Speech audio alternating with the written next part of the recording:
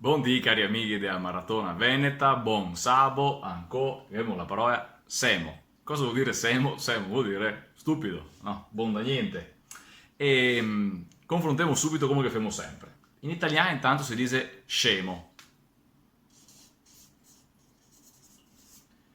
Allora, scemo, noi sappiamo che in Veneto son sh, che in italiano scrive SC, in inglese scrive SH, in francese si scrive CH, e avanti così. Ecco, questo suono qua in Veneto non esiste da nessuna parte, sempre per via che il Veneto cambia da un comune a che altro, invece che sei regole, che sei standard e compagne per tutti in tutto il Veneto. Semo o semo, quando che uno è stupido, non sei mai sh, non che sei il suono sh. Una roba interessante però, da sé capire da dove che viene questa parola qua. Quando che uno che diciamo che si semo, in italiano esiste la parola, per esempio, che in Veneto non lo faremo mai, scemare, no? Che vuol dire sbassare, fandarzò. Ecco. Da dove è che viene questa parola qua? Questa parola qua in realtà la viene dal latin ex semare. Quindi, in un certo senso,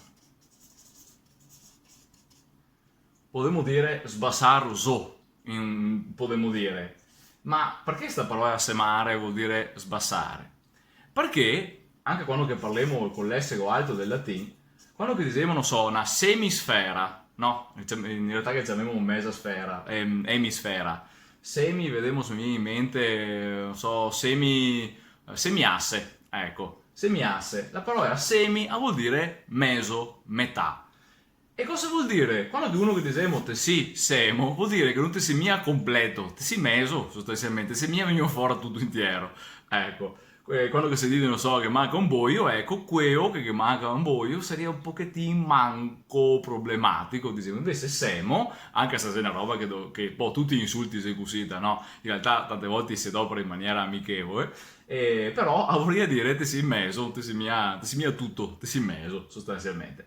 Dopo in Veneto si dice che sono montagne, come in tutte le lingue vive che sono montagne, dei termini che vengono parati a fini così dici canzonadori, no? Che non si può cantare canzone, ma nel senso di coglionadori, ecco, in Veneto la parola corretta è coglionadori, tra cui anche ovviamente riferimento a, diciamo, sessuale, ma anche che se per esempio baucco che viene, ve lo scrivo qua, visto che non ho la possibilità, non che se nessun dica che la B, avevo messo qua, baucco, e viene dal nome di un profeta biblico, Abacuc. E perché vuol dire Bauco, profeta biblico? Lei rappresenta spesso, questo profeta qua, anche a livello scultoreo, lei rappresenta con la testa grossa, col teston vecchio, e ora praticamente, infatti, la parola baucola si accompagna in collocation, in collocazione, facilmente con vecchio, te sia un vecchio bauco, no? Se fatica a sentire te sia un giovane bauco.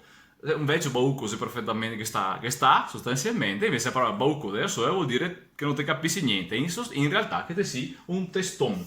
Bauco vuol dire che te sia un teston perché si ha in mente Abacuc che veniva rappresentato a livello iconografico con una testa grossa, quindi te sia una testa grossa, a non ti capisci niente. Dopo che ne c'è un altro insulto tanto famoso, però quello scommissa con la M e bisogna ragionare sopra Puito e vedere che o un Marti o un Mercore aveva fatto anche quella parola là, senza che vi dica in anticipazione. Bon, ancora ho fatto questo video qua su parola Semo perché ieri ho stato un via Semo e ho combinato un po' dei casini caricando il video da parola del Venere e ho incaricata dentro su quella del Zoba, solo su YouTube. E ora, se avete problemi su YouTube potete andare a vedere il video, l'è sempre caricato anche su Instagram, sulla pagina Instagram dell'Accademia della Buona Creanza e sulla pagina Facebook di Alessandro Mussolini, docente di lingua veneta, oltre che su Veneto Express, appunto il canale YouTube. Quindi, o se non sei da una parte, lo che te su una delle altre due.